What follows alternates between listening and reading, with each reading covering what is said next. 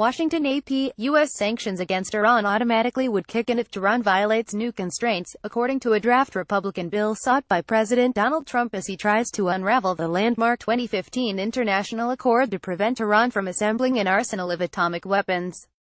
The draft bill, crafted by GOP Sens. Bob Corker of Tennessee and Tom Cotton of Arkansas with input from the Trump administration, wouldn't necessarily violate the Iran nuclear deal if passed into law. But the measure, obtained by the Associated Press, could still end up derailing the agreement by holding Iran to a series of requirements not previously agreed to when the deal was forged by the U.S. and other world powers 2 years ago.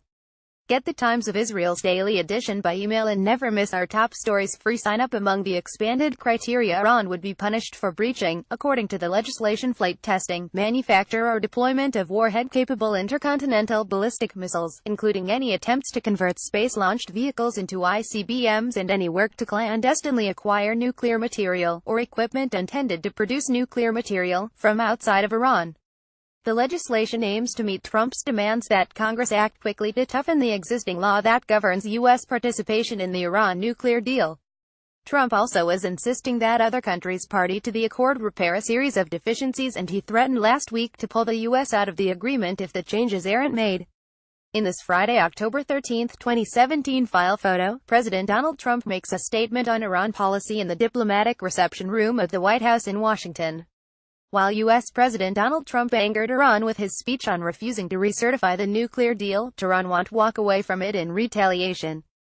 AP photo. Even Vucci file. Trump alone cannot actually terminate the accord, which lifted sanctions that had choked Iran's economy in exchange for Tehran rolling back its nuclear program. But withdrawing the U.S. would render the deal virtually meaningless. Trump, along with many Republicans, has long been hostile to the nuclear agreement that was agreed to during former President Barack Obama's second term and endorsed by the UN Security Council. France, Germany and the United Kingdom are parties to the accord.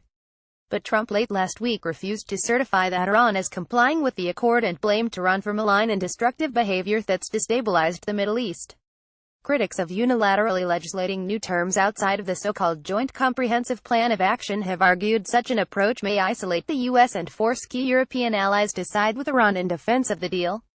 While the bill has yet to circulate among many lawmakers, Senate Democrats said they are opposed to any measures that may rewrite or nullify the criteria for Iran to receive U.S. sanctions relief under the terms of the 2015 pact. Republicans hold a narrow majority in the Senate and Democrats may be able to use the filibuster to block the measure from being brought to a vote. I think there always is the potential to work on policy that cracks down on Iran's nefarious behavior in the region, said Sen. Chris Murphy, D-Con, a member of the Foreign Relations Committee. But my impression is there's not a lot of Democratic support, if any, to rewrite terms of the deal. The draft proposal reflects the deep misgivings among many Republicans over what they consider to be fatal flaws in the nuclear deal. Chief among them are key restrictions on Iran's nuclear program that will begin to expire in year 10 of the accord, heightening concerns Iran may be able to build an atomic bomb even before the end of the pact. Iranian technicians working at a facility producing uranium fuel for a planned heavy water nuclear reactor outside Isfahan in 2009. Vahid Salami. The measure, which has not yet been introduced in Congress, spells out in technical detail how the United States would freeze at 1 year Iran's breakout timeline for being able to produce enough fissile material for a nuclear weapon. The draft bill would effectively make permanent provisions in the nuclear deal with Iran that relate to uranium enrichment and stockpiles, and the operation of specific centrifuges. Iran also would be in violation of the seven-nation nuclear accord if it failed to give the International Atomic Energy Agency sufficient access to any site, including military sites, requested by the UN watchdog, according to the legislation. Despite Trump's objections, the IAEA has said Iran is honoring its commitments, and U.S. military leaders echo that assessment, saying the deal is in the nation's national security interest. European Union foreign ministers backed the Iran nuclear agreement in a statement earlier this week, saying the accord is working and is a key part of non-proliferation efforts. Virginia Sen. Tim Kaine, then a vice presidential candidate, speaks in New York on Wednesday, November 9, 2016, before Democratic presidential nominee Hillary Clinton conceded to Donald Trump. AP photo. Matt Rourke. Sen. Tim Kaine, DVA, said Trump's refusal to certify Iran's compliance is raising unnecessary risks, at a time when tensions over North Korea's nuclear arsenal haven't subsided.